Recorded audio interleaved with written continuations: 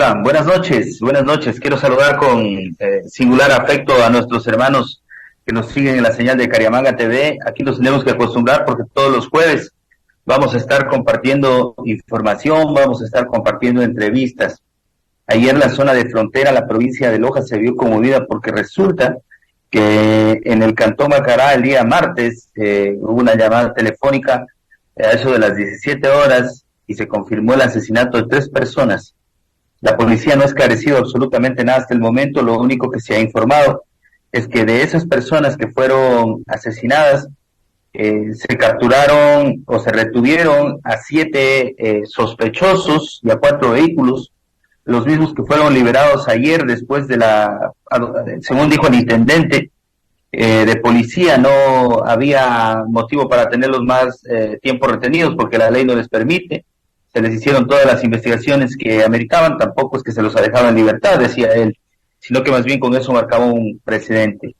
Pero resulta complicado, resulta difícil que todo lo ilegal hemos normalizado. Es decir, en la provincia de Loja hay cantones donde lamentablemente la minería ha golpeado muy fuerte. Y nosotros decimos que está bien porque es la única fuente de ingreso, la única fuente de trabajo, porque en este país no hay trabajo. Es decir, normalizamos ese tipo de situaciones y nos lleva a una decadencia moral porque el dinero que se invierte, muchas de las veces en estos negocios ilegales, se invierte para el famoso lavado de dinero, se invierte para dinero del narcotráfico. No lo digo yo, lo dicen los investigadores, aunque corre mi riesgo también a ese tipo de situaciones. Pero nuestros cantones están sumidos en el más absoluto abandono. En Cariamanga empiezan a suponer ya el tema de las extorsiones. En el Cantón Calvas algo está haciendo el municipio en tema de seguridad, pero también el tema de estos prestamistas de dinero y que le den a la gente humilde, le dan plata y posteriormente le cobran dinero e intereses todos los días. Y si no les pagan, ahí empiezan las amenazas y las agresiones. Es algo que se ha normalizado también. El otro día vi algo interesante en el municipio, era que el alcalde convocaba a la gente del mercado y también convocaba a los actores de la economía popular y solidaria, que son las cooperativas de ahorro y crédito, para que busquen la posibilidad de facilitarles créditos. Me parece algo de más interesante y ahí en el mercado deberían haber cámaras de seguridad.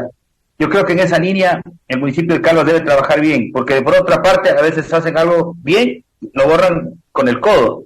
Por otra parte, se refería, pensaban que era noticia haberle regalado 2 colchones a una escuela. Eso no es noticia, ni tampoco es gestión. Más bien, con ese tipo de cosas que ustedes presentan, borran todo lo bueno que están haciendo. Las 19:05, voy a saludar al licenciado Gilbert Granda, presidente de la Unión Nacional de Educadores, núcleo de Loja, de la UNE provincial, a quien le quiero agradecer. Usted es, licenciado Granda, en determinado momento de la historia de este país, no sé si cometieron actos o errores históricos, decidieron respaldar a Guillermo Lasso, no solo en 2017, sino que lo volvieron a hacer en el año 2021. Dijeron que contra el correísmo todo era mejor, pero eso nos ha marcado un antes y un después, pues sobre todo por el tema de inseguridad que estamos viviendo, y sobre todo porque hoy el gobierno les dice, a ver, señores, el IES está quebrado, situación que yo no la considero real, porque el Ecuador tiene mucho dinero, a nosotros nos ha metido en la cabeza que somos un país pobre, el Ecuador tiene grandes sumas de dinero en reservas internacionales, y les dice ahora ya no se van a jubilar a los 60 años, ni con 25 años de servicio, queremos ampliar eso, tiene que ser progresivo, y usted tiene que pagarle más plata a la seguridad social, no importa que no les demos ni siquiera una paracetamol, no importa de que el sistema de seguridad social esté desmantelado, pero usted tiene que pagar. Todo lo malo que haga el gobierno central le vamos a poner a los trabajadores. En esa perspectiva, ¿qué hace y qué plantea la Unión Nacional de Educadores? Le agradezco su gentileza, bienvenido, buenas noches. Buenas noches, mi estimado periodista, un saludo muy cordial y afectuoso a la ciudadanía que está en la sintonía de Cariamanga TV.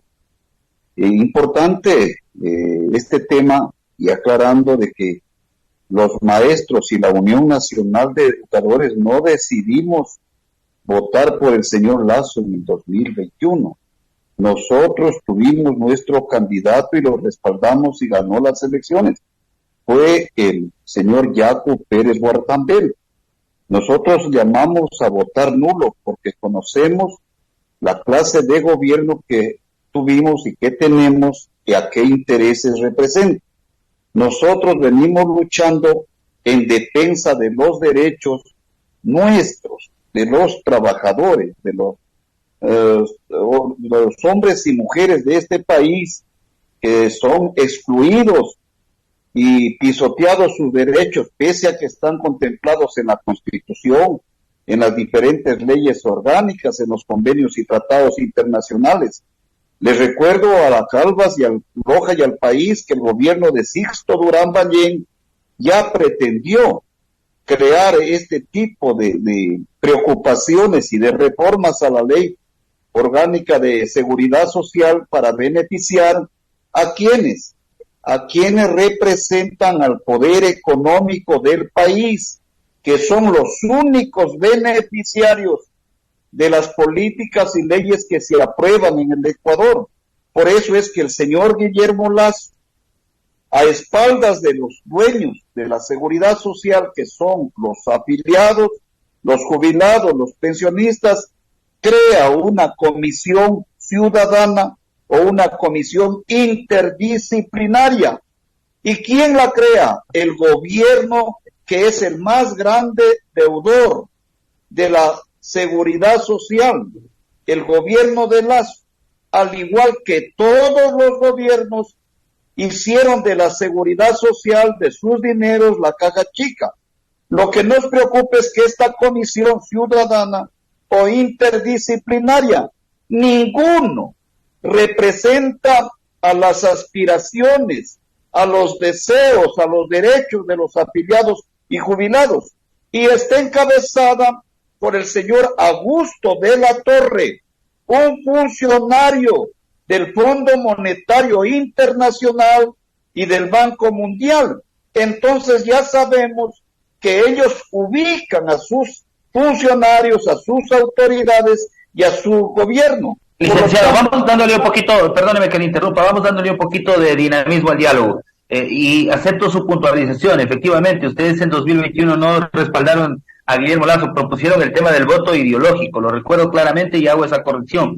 Asumo mi responsabilidad en ese error, pero anteriormente en 2017 ustedes sí votaron por Guillermo Lasso. Pero yo quiero preguntarle más bien por este inconveniente y este problema. ¿Es verdad que el Estado ecuatoriano, que somos todos nosotros o el gobierno, le adeuda, que es el principal deudor del Instituto Ecuatoriano de Seguridad Social? Porque como ustedes dicen, efectivamente los gobiernos han sido la caja chica. Entonces, ¿por qué al gobierno en este momento se le hace más fácil beneficiar a las transnacionales teniendo una reserva importantísima de recursos económicos fuera del país y lejos de pagarle la deuda que solventaría y reestructuraría la funcionalidad y la operatividad del Instituto Ecuatoriano de Seguridad Social, licenciado?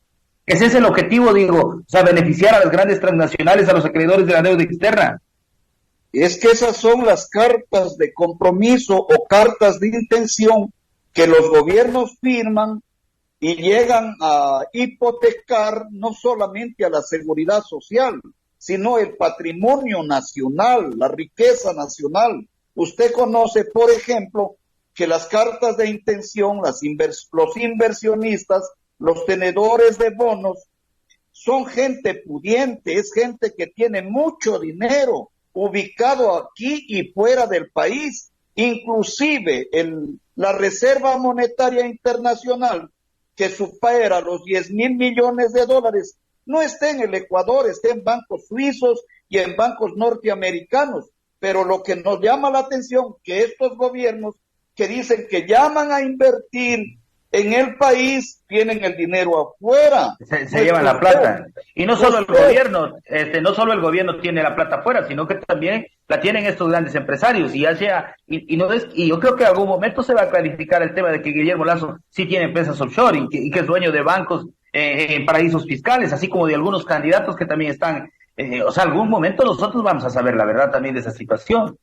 Necesitamos conocer y necesitamos saber que en este país nuestros hermanos, nuestros familiares están en condición de esclavos en los Estados Unidos, envían remesas para movilizar y activar la economía, y sin embargo un puñado de buitres, de pillos, sacan el dinero a esconderlo en paraísos fiscales y sin pagar un solo centavo.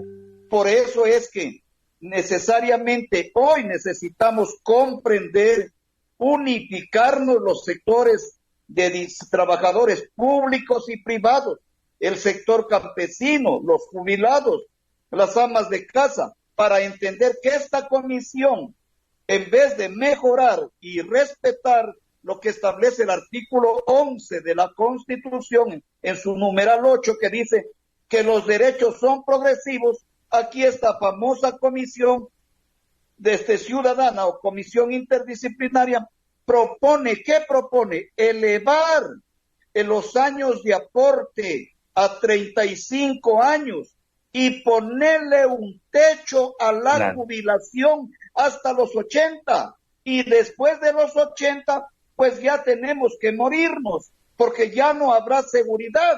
Entonces, a más de eso... Y no solo eso, es decir, eso eso es una especie de precarización de la vida, olvidarse de los sectores que hasta cierto punto son vulnerables. Tome en consideración usted una cosa, que las expectativas de vida en el mundo han crecido y efectivamente la expectativa de vida es 80 años y en América Latina es similar. Pero en ese sentido, ¿cuál es el objetivo real del gobierno en este momento de plantear una reforma a la ley de seguridad social que puede ni siquiera pasar cuando estamos a las vísperas de que ellos se vayan? Es decir, en 3-4 meses como máximo se va Guillermo Lasso y yo estoy seguro que jamás va a volver. Debo indicar, pero los beneficiarios de todas estas propuestas, de todas estas reformas, siguen y están aquí y están patrocinando a candidatos tanto a la presidencia de la República como a asambleístas. Por ejemplo, hoy, ¿qué nos proponen? Ya los maestros, los afiliados, pagamos 12 aportes al año. Al aprobarse esta reforma se pagaría 14 aportes. Es decir, los décimos también, con los décimos se pagaría un doble aporte. Sí, además, el sistema de jubilación patronal será un plan de ahorro para la vejez de propiedad del empleado, con un aporte obligatorio del empleador equivalente al 1%, es decir, un aporte insignificante, más los aportes voluntarios del empleado. Actualmente, la jubilación patronal la cubre el empleador, pero ahora sí, todo eso le va a cargar al empleado. Se crea una cuenta de ahorro voluntario para la vejez. Lo deben hacer todos los ciudadanos ecuatorianos en el momento que cumplan 21 años de edad.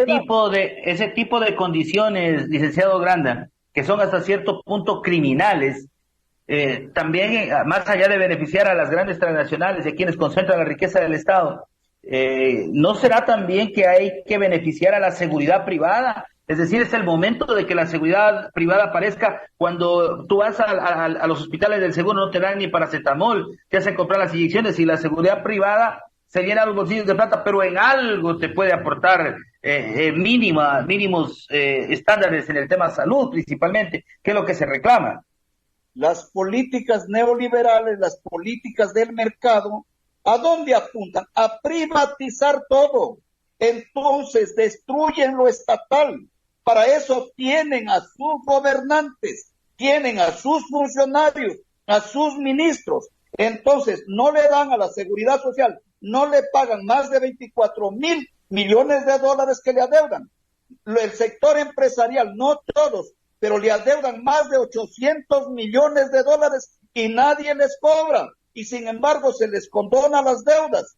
Entonces, ¿quién se está beneficiando al no haber médicos, al no haber quirófanos, al no haber especialistas, al no haber medicinas? ¿A dónde los transfieren? Al sector privado. Por lo tanto, ese es el negocio redondo. Y no contento con esos, el fondo de cesantía y el fondo de reserva pasarán a ser parte del ahorro obligatorio de los afiliados y afiliadas. Y ellos dicen que podrán elegir una institución financiera para que les dé administrando esos recursos.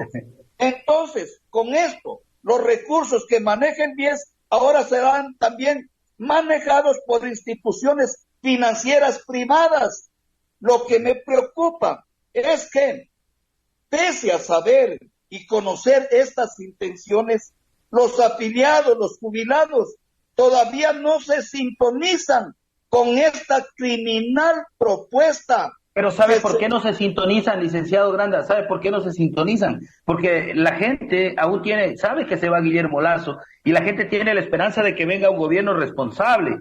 Pero, por ejemplo, si nosotros vemos en el tablero, yo creo que, por ejemplo, a Fernando Villavicencio no le interesa el tema de la seguridad social, más bien le interesa la privatización, porque es el claro representante de la derecha ecuatoriana, y ahí también está Otto Sololcozer, y Yantopi, que ha crecido en las encuestas, porque según las encuestas de hoy, no tiene ninguna posibilidad Fernando Villavicencio, porque está primero de los últimos, es decir, en el último grupo. Ahí quien tendría la oportunidad y la posibilidad de ganar la presidencia, tendríamos que contarlo entre el correísmo, Yacu Pérez, Otto Sololcozer y Jan Topic, no va más. De esas 4 personas saldrá el próximo presidente. ¿Quién le puede garantizar entonces el tema de la no privatización de la seguridad social? El correísmo, al que ustedes culpan del desastre del Instituto Ecuatoriano de Seguridad Social y que podría hacerse cargo de su desastre, o en su defecto Yacu Pérez, que dicen tener el respaldo de las organizaciones sociales, pero también el respaldo de la CIA, no hay que olvidarse de eso.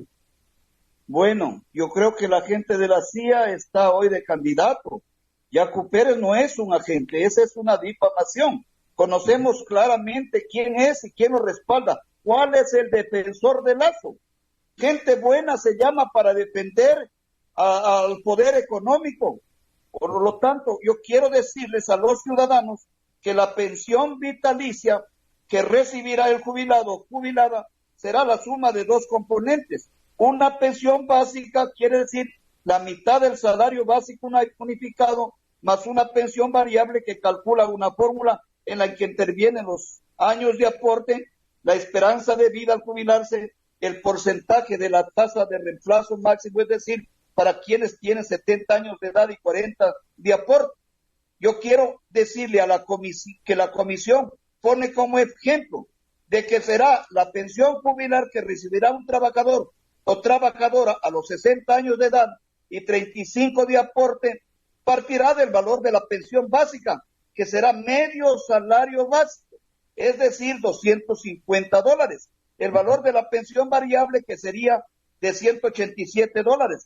El valor de la pensión derivada del ahorro del afiliado, $89.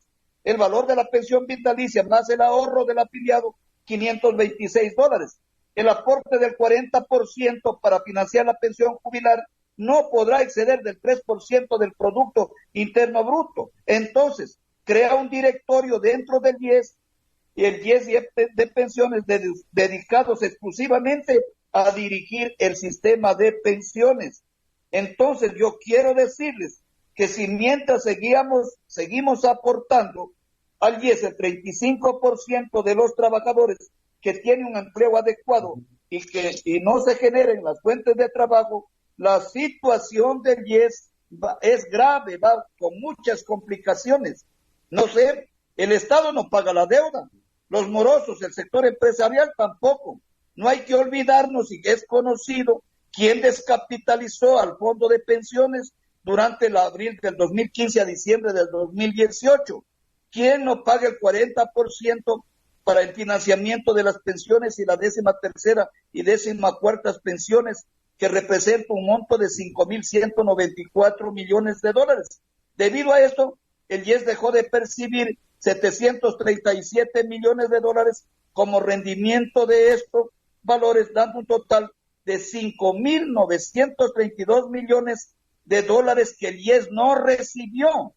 Entonces, si los empresarios no pagan, no optimizan el rendimiento, no cobran y pretenden elevar la edad, reducir la pensión jubilar, entregar los fondos de pensiones para que lo administren las empresas privadas, como pasó en Chile. Ahí se llevaron $200,000 millones, quebraron, se fueron, y ahora el Estado chileno asumió la responsabilidad de las pensiones jubilares, y un jubilado en Chile en estos momentos recibe una pensión jubilar de menos de $300. Ese es el negocio redondo al que nos quieren llevar y nos quieren dorar la píldora un puñado de bandidos, de bribones, que están acostumbrados a vivir del Estado y sin embargo dicen que no hay que ser paternalista cuando ellos se benefician y lucran de los dineros del Estado, de los acuerdos, de los convenios, de los contratos y de todos esa gama de impunidad y corrupción que gracias a los organismos de control y a los administradores de justicia no les pasa nada y se campean a lo largo y ancho del país. ¿Qué va a hacer la Unión Nacional de Educadores en el caso de que la Corte Constitucional le dé el ok a Guillermo Lasso? ¿Qué harían ustedes? La Corte Constitucional no puede porque se trata de reformar la Ley Orgánica de Educación y tiene que hacerlo la próxima Asamblea Nacional. Y para eso necesitamos saber a qué intereses han servido y sirven los actuales candidatos a la presidencia de la República y los candidatos asambleístas. Las leyes no pasan porque sean justas, se necesita también tener los votos. Ya hemos advertido, la Unión Nacional de Educadores ya hizo un pronunciamiento, ya se está movilizando, se han movilizado en Guayaquil, ayer lo hicieron en Machala, y a nivel nacional se está organizando y le estamos advirtiendo al gobierno que se mire en el espejo de Francia. En Francia los trabajadores siguen luchando y vamos a enfrentar a costa de lo que sea, pero no vamos a permitir que estos miserables enseñados a vivir del trabajo, del sudor y las lágrimas del pueblo ecuatoriano todavía pretendan seguir esquilmando y negándoles una seguridad social por la cual nosotros aportamos y siempre respetamos la Constitución y la ley y no somos morosos ni tramposos de la seguridad social. No, los profesores no son morosos de la seguridad social, los ha convertido en morosos este gobierno, representante del Estado, que muchos de los distritos no ha entregado ni siquiera las aportaciones. Pero es que estamos todo al revés. La educación en su conjunto ha sido destrozada. El sistema educativo es deficiente. El sistema educativo se volvió mediocre. El sistema educativo superior, otro sistema mediocre. No hay oportunidades para los jóvenes. Los jóvenes han abandonado el campo, han abandonado nuestros pueblos y buscan, cruzando la selva, cruzando el desierto, buscan llegar a los Estados Unidos. Muchos de ellos se mueren. La semana antepasada, próxima pasada, conocimos el dolor y la tristeza de una familia de San Antonio, parroquia del Cantón Paltas. Un joven de 19 años abandonó a su familia, se fue en busca del sueño americano.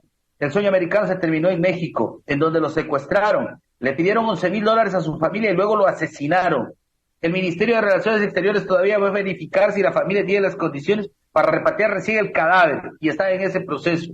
Entonces nuestros jóvenes no tienen oportunidades, no tienen acceso a la educación superior porque el acceso a la educación superior es mediocre en este país, porque el tema de salud también fue destrozado. Vayan a Cariamanga, a nuestra tierra. En Cariamanga ni siquiera anestesiólogo tienen, no hay especialistas y les importa un pepino a las autoridades. El hospital de la ciudad de Cariamanga hace meses no tiene autorización para operar, es decir, cumplió su vida útil, ya no es hospital, es considerado subcentro de salud, no cumple ni siquiera con las condiciones sanitarias para atender ahí a los pacientes. El sistema de seguridad ECO 911 es desastroso, la seguridad en nuestra provincia de Loja es terrible, esa es una pandemia que estamos viviendo todos, no solo el tema de la ley de seguridad social, cada día que pasa, créame licenciado Granda, cada día que pasa debe ser un día de alivio para los ecuatorianos, porque sabemos que este gobierno se larga y no va a regresar jamás. No va a regresar. Lo que nos preocupa es que si los ciudadanos no hacemos conciencia, y es doloroso y penoso saber que hayan maestros, hayan servidores públicos, servidores privados, hayan jubilados que respaldan estas propuestas. Yo no sé si somos masoquistas o es que no pensamos, creen que los jubilados ya que nos paguen el estímulo económico ya hemos alcanzado la gloria y ya podemos descansar en paz cuando sabemos que se nos avecina duros momentos para la clase afiliada, para la clase jubilada. Por lo tanto, la Unión Nacional de Educadores convoca a todas las organizaciones sociales y gremios del país a defender los derechos de los trabajadores.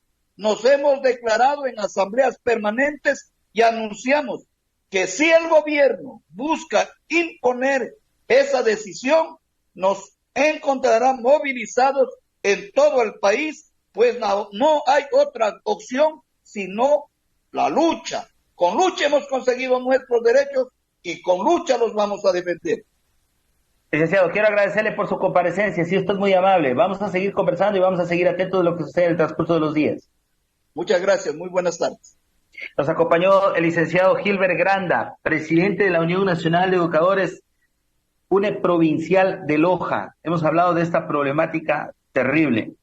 El gobierno no solo le quiere meter la mano a los pensionistas, quiere acabar con los sueños de los jubilados. El gobierno de Guillermo Lasso pasa por demás desastroso. La vialidad de la provincia abandonada.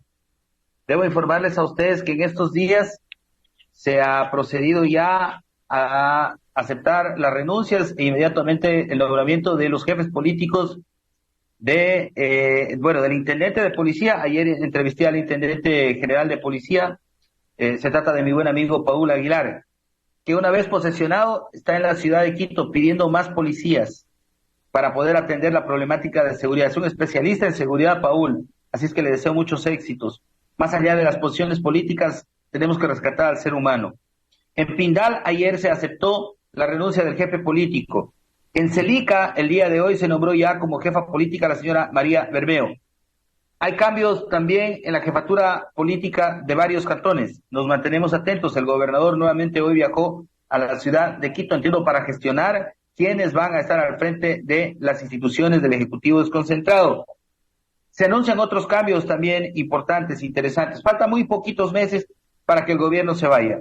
Yo más bien estos meses que faltan a los funcionarios que se van a quedar, porque hay algunos que traicionaron a Rafael Dávila, que dijeron que Rafael Dávila traicionó, creo, y andaban ahí todo amigos, todo amiguis, como dicen los jóvenes, con Byron Maldonado, el ex asambleísta, que no volverá a ser ni siquiera, yo creo que Byron Maldonado no volverá a ser ni vocal de deportes del Comité de Padres de Familia donde estudian sus hijos, de Freddy Bravo, que no era del gobierno y que vino. Finalmente el presidente podía poner a quien le dé la gana, y lo que pueden hacer ahora el actual gobernador es poner a quien le dé la gana, porque ellos ganaron las elecciones, y pongan a la gente que les dé la gana. Eso no les va a quitar que este gobierno ha sido un fracaso. Y el fracaso se mide en la inseguridad que viven los ecuatorianos. La próxima semana, esta semana invité para conversar a Fabricio Riofrío, que me ha ofrecido la siguiente semana. ¿Sabe por qué? Porque ninguno de los municipios de la provincia de Loja presentó el plan de contingencia contra el fenómeno del Niño. Había plata, los capacitaron bien, le iban a dar recursos al gobierno si presentaban, no presentaron. No va a haber plata para los municipios porque no presentaron, no pudieron planificar. Al menos esa es la respuesta inicial que tengo. Si el jueves tengo otra respuesta, lo voy a conversar con Fabricio Riofrío. Pero él quiere entrar a preguntarle cómo avanza el tema del túnel de las Totoras. Parece que ya se han olvidado del tema del túnel de las Totoras. Y no se olviden porque eso significa para los calvenses muerte, destrucción y tragedia. Les agradezco a ustedes. Todos los jueves vamos a estar de 7 a 7:30 con entrevistas y conversando un poco de la realidad de nuestros pueblos. Los abrazo fuertemente. Que tengan una maravillosa noche. Abrazo para todos.